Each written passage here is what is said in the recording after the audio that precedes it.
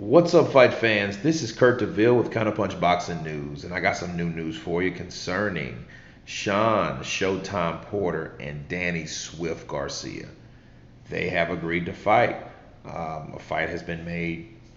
Um, Not sure on the venue, but the fight has been set. Okay, these guys have agreed to fight, and I'm glad it didn't happen because a lot of the last year and a half, 2 years, these guys have been kind of back and forth with all you know.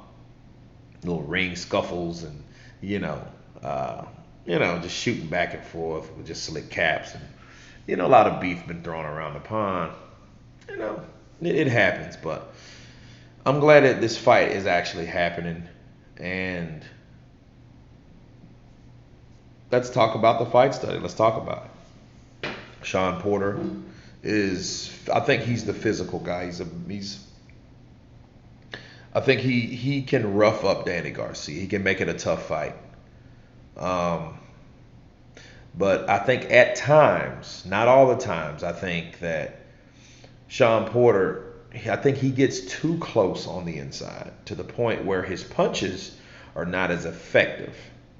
Like as terms of leverage and punching power. And because Shawn Porter can hit, he can, you ask Paulie Malignaggi, took him out, and a lot of guys, he can get you out of there if you fall for that roughhouse style. A lot of people are learning, well, look at what he did to Berto, right? Um, Paulie Malignaggi took him out, These guys like that, they weren't used to that roughhouse style.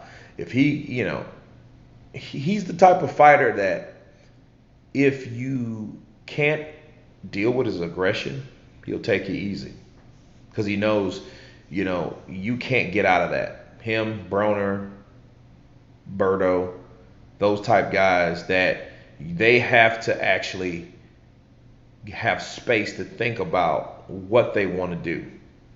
Especially Broner. Broner just got out hustled because Broner actually dropped him with the left hand in the 12th round, but you know, Porter is a guy that he's coming for you.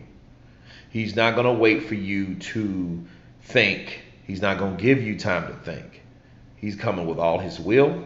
He's coming with all his skill. He's coming with everything that he has. He's coming with it, right? I am surprised about the outcome of the Granados fight because I think that he should have took Granados out. But Granados is a tough dude, so you can't just, he's not one of those guys that fold. Okay, he's been holding his own in the welterweight division for a minute now. So, so you can't beat him up too much. But then again, Shawn Porter didn't look great. But Danny Garcia, on the other hand, he is a guy that I think he's a better boxer. I think he has equal punching power to Shawn Porter. Shawn Porter is a guy, again, he roughhouses in there, so his punching power really isn't the issue if he can't get leverage on his punches. Because if he spends time cutting off the ring and pinning you into the ropes, his punching power is pretty much second to the aggression, from the shoulders and the elbows that he gives you. He might come in with those the first one or two punches that Shawn Porter throws are going to be the hardest.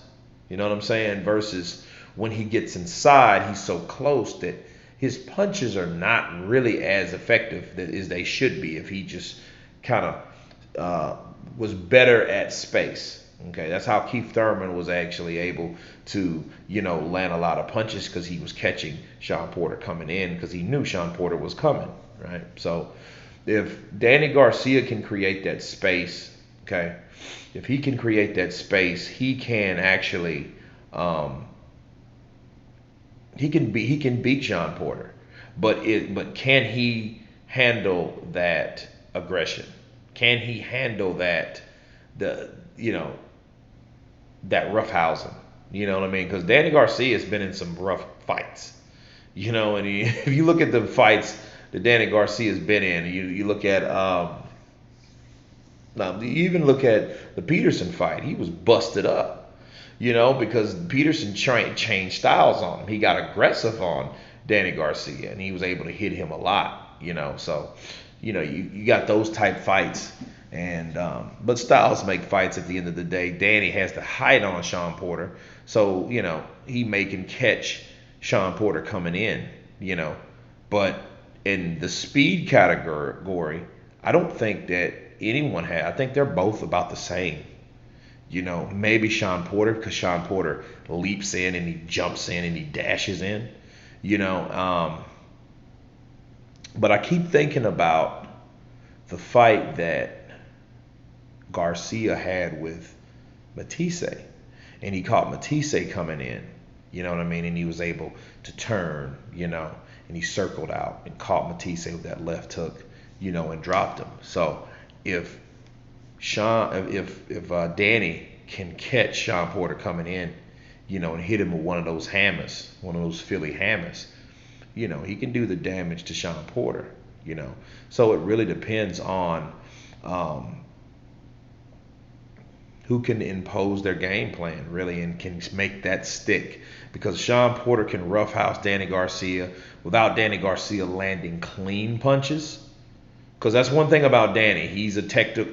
He throws his shots winging, but he does land good punches. So if Shawn Porter can stay under those punches or away from those punches, you know, and just roughhouse Danny Garcia and make it a dirty, murky, tough fight for him, he can, you know, he can do the same thing he did with Broner, you know, because, you know, he can put those rounds in the bag. Because one thing about Shawn Porter's a tough guy. He took those punches from Keith Thurman, so I'm pretty much thinking that he can take them from Danny Garcia too. You know what I'm saying? So that's what you have in this fight, man. What else?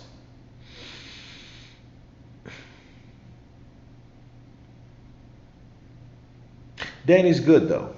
You know, Danny looked a lot better in his last fight than Shawn Porter. And you know the saying that you're only good as your last fight. That is partially true, because that doesn't necessarily mean that just because you looked shitty in your last fight that you're gonna look terrible in the next one. You know, but you know, I don't know.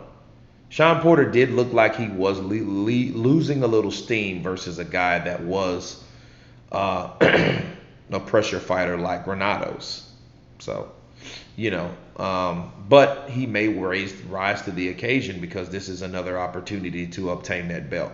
This is not a Granados fight. So maybe he did kind of underestimate Granados a little bit. So, you know, for that reason, you might give him the benefit of the doubt that, hey, well, maybe he underestimated him. That's why he fought the way he fought. He still won.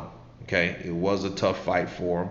He didn't look the greatest, but, you know, he may rise to the occasion with Danny Garcia. So let's just see what these guys are going to do, because all the trash talk has been made, but the fight has also been made. So that's the important thing.